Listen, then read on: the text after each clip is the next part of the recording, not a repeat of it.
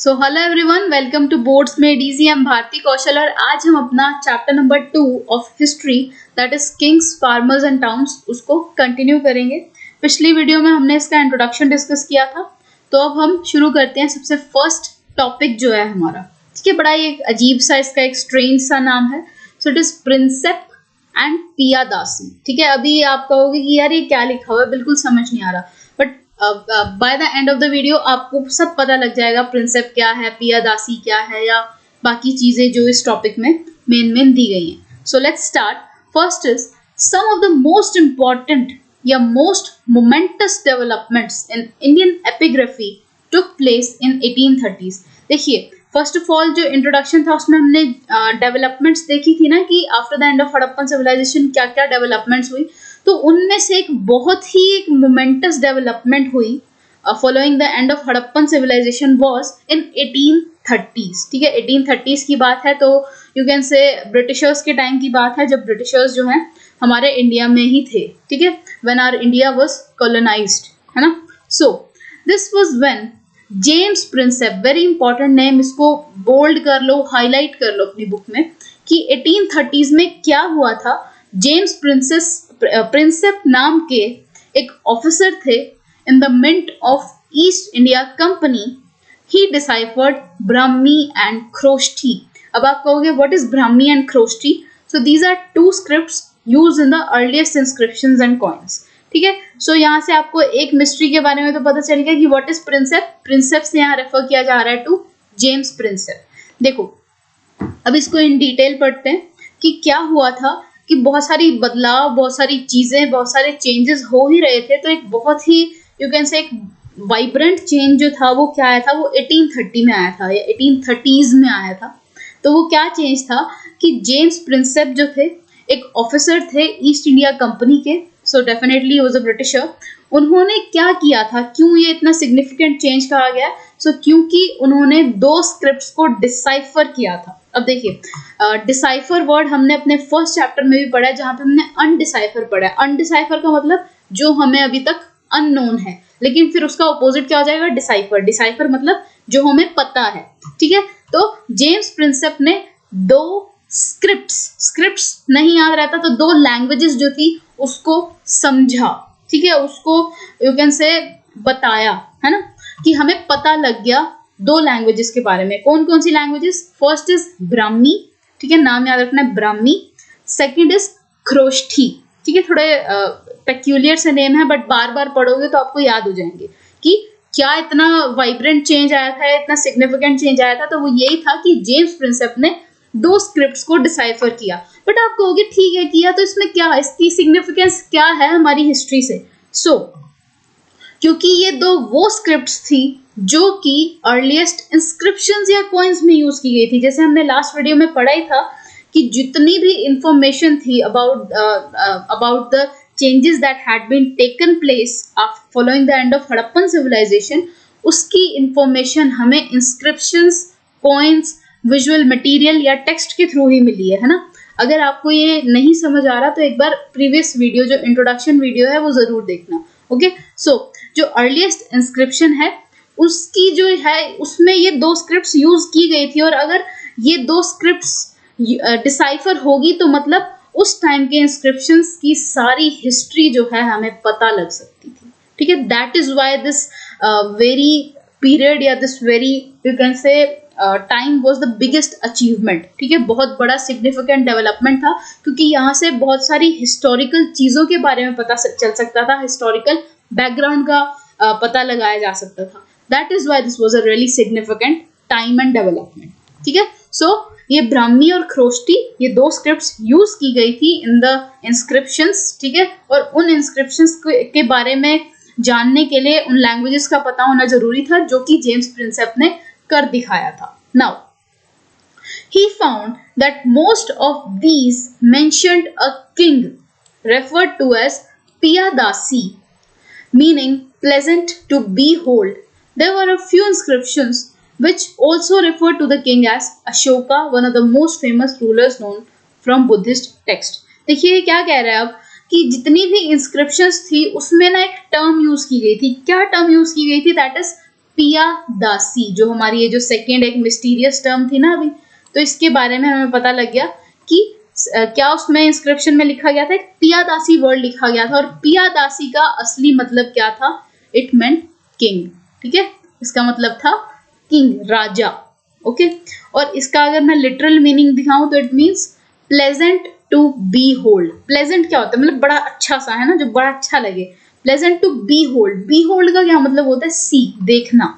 ठीक है, जो देखने में मतलब नजरों को बड़ा बहुत ही अच्छा, बहुत ही प्यारा लगे, that is pleasant to behold या पियादासी। तो राजा को उस टाइम पे पियादासी की तरह डिफाइन किया गया था। पियादासी का मतलब क्या है कि बड़े ही लाइक वो अच्छे थे, एक as a matter of respect राजा को पियादासी जो है डिफाइन किया गया है। और वैसे ही बहुत सारे इंस्क्रिप्शंस में किंग को अशोका भी कहा गया था।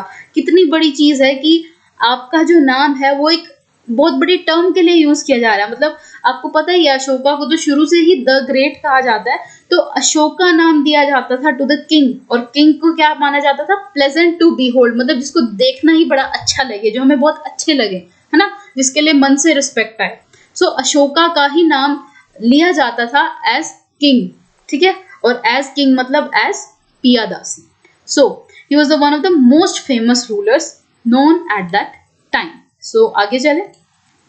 यस, अब देखिए, so this gave a new direction to investigation into early Indian political history as Europeans and Indian scholars used inscriptions and texts composed in a variety of languages to reconstruct the lineage.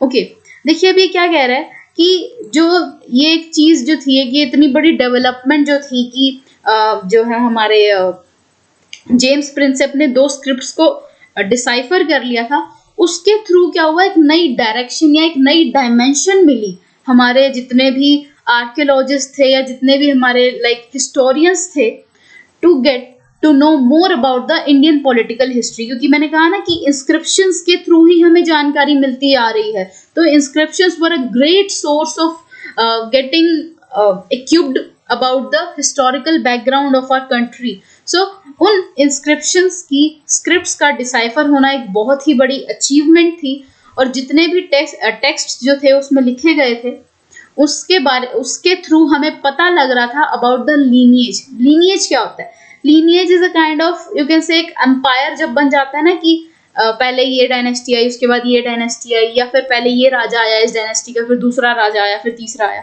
तो उसी lineage की बारे में बात की गई है। एक हेरिडिटी जिसको आप कह सकते हो, hereditary thing, so of major dynasties that ruled the subcontinent, कि उन डायनेस्टीज के बारे में भी पता चला थ्रू दीज इंस्क्रिप्शंस, क्योंकि उन इंस्क्रिप्शंस में राजाओं के बारे में ही लिखा जाता था। तो इस वजह से बहुत सारी डायनेस्टीज के बारे में पता चला, उनकी अचीवमेंट्स के बारे में पता चला, उनके शॉर्ट कमिंग्स के बारे में पता चला। So as a result the broad contours of political history were in place by early decades of 20th century. फिर क्या हुआ इसके थ्रू, बहुत बड़े बड़े कॉन्टोर्स बेसिकली क्या होता है, लाइन।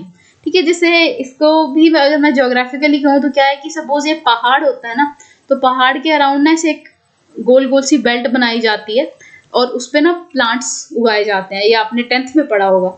ठीक है, सो एक छोटे छोटे एरियाज होते हैं इतने इतने, तो यहाँ पे प्लांट्स उगाए जाते हैं।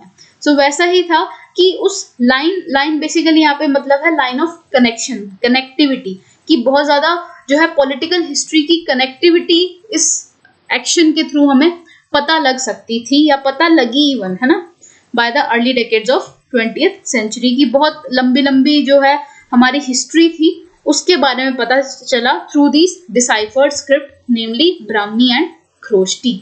Now subsequently, scholars began to shift their focus to context of political history, investigating whether there were connections between political changes and economic and social developments. लेकिन उसके बाद क्या हुआ कि स्कॉलर्स ने अपना सारा ध्यान पॉलिटिकल हिस्ट्री पे लगा दिया। जैसे वही आप देखो पॉलिटिकल डेवलपमेंट से तो देख रहे हैं ना, पियादासी जो है किंग की बात ही हो रही है, क्योंकि उनको पता था कि अगर हम पॉलिटिक्स पे फोकस करेंगे तो डेफिनेटली हमें सोसाइटी के बारे में तो पता चलेगा ही चलेगा। क्यों चलेगा, तो क्योंकि वो राजा ही तो थे जो प्रजा पे रूल कर रहे थे, and praja constitute the society, and even raja मिला के it constitute the society as well, and society से ही हमें इकोनॉमिक बैकग्राउंड का पता चल सकता है। जहाँ पे सोसाइटी नहीं है वहाँ पे इकोनॉमिक बैकग्राउंड की इंफॉर्मेशन जो है बहुत ज़्यादा आपको ब्लर्ड ही मिलेगी, है ना। सो सब्सिक्वेंटली जितने भी स्कॉलर्स थे उन्होंने पॉलिटिकल हिस्ट्री की तरफ ध्यान देना शुरू किया, क्योंकि उनको ऐसा लगा था कि इसके थ्रू हमें सभी इकोनॉमिक या सोशल डेवलपमेंट के बारे में पता चल ही जाएगा। And it was soon realised that while there were links these were not always simple और डायरेक्ट।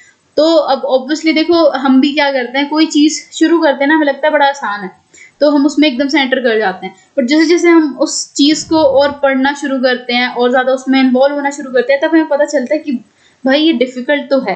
सो वैसा ही हुआ कि ठीक है उन्होंने पॉलिटिकल हिस्ट्री को देखते हुए वो इस चीज़ में, इस टास्क में एंगेज तो हुए, बट उन्होंने ये डिस्कवर किया कि लिंक्स हैं, ज़रूर हैं, हर चीज़ में कोई ना कोई लिंक है, but the thing is in links को इतनी आसानी से ढूंढा नहीं जा सकता कि एक छोटी सी इंस्क्रिप्शन के थ्रू आपको एक होल पीरियड के बारे में पता नहीं लग सकता। And it is true, obviously एक छोटे से एक इतने से आर्टिकल के थ्रू क्या आपको एक बहुत वास्ट टॉपिक के बारे में पता चल जाएगा, नहीं चल सकता। तो वैसा ही केस था।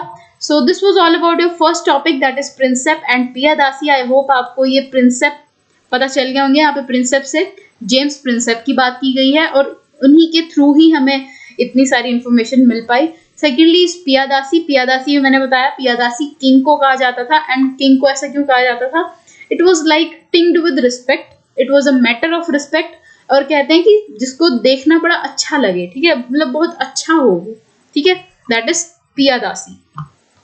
तो that is all for this video and thank you so much for watching and stay tune for the next video जिसमें हम डिस्कस करेंगे about the second topic that is the earliest states.